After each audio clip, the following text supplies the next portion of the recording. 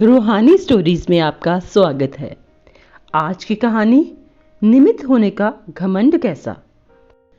एक लकड़हारा रात दिन लकड़ियां काटता, मगर कठोर परिश्रम के बावजूद उसे आधा पेट भोजन ही मिल पाता था।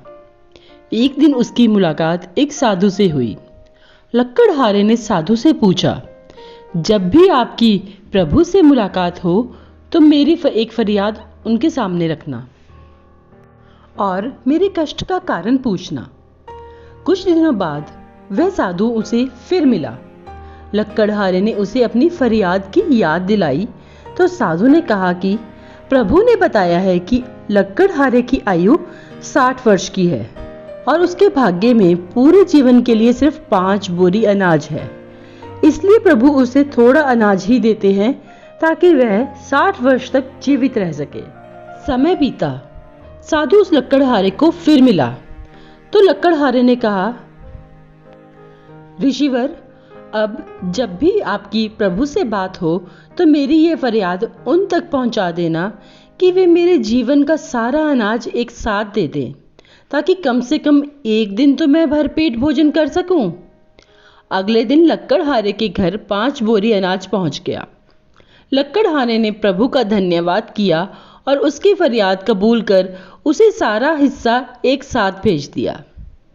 उसे लकड़हारे ने बिना कल की चिंता किए सारे अनाज का भोजन बनाकर फकीरों और भूखों को खिला दिया और खुद भी भरपेट खाया। लेकिन अगली सुबह उठने पर उसने देखा कि उतना ही अनाज उसके घर फिर पहुंच गया है। उसने फिर से गरीबों को खिला दिया और फिर उसका भंडारा भर गया। यह सिलसिला रोज रोज चल पड़ा और लकड़हारा लकड़ियां काटने की जगह गरीबों को खाना खिलाने में व्यस्त रहने लगा।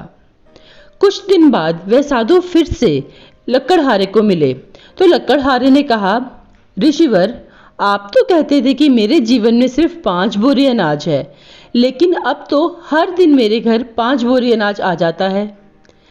साधु ने पूरी बात सुनी और साधु ने समझाया कि तुमने अपने जीवन की परवाह ना करते हुए अपने हिस्से का अनाज गरीबों व भूखों को खिला दिया है, इसलिए अब प्रभु उन गरीबों के हिस्से का अनाज तुम्हें दे रहे हैं। तो कथासार समझ आया? कथासार ये है कि किसी को भी कुछ देने की शक्ति हम में है ही नहीं। हम देते वक्त ये सोचते हैं कि जिसको कुछ दिया वो मैंने दिया। दान, वस्तु, ज्ञान, यहाँ तक कि अपने बच्चों को भी कुछ देते हैं तो कहते हैं मैंने दिलाया है। वास्तविकता तो ये है कि वो उनका अपना है। आपको सिर्फ परमात्मा ने निमित्त मात्र बनाया है ताकि उन तक उनकी ज़रूरतें पहुंचाने के लिए। तो निमित्त होने का फिर घमंड कैसा? फिर एक बात और ध्यान में आती है कि जो दे रहे हैं वे पुराना कर्जा था या फिर अग्रिम, जिसे पुण्य भी कह सकते हैं। जय श्री राधे कृष्णा, हरि बोल।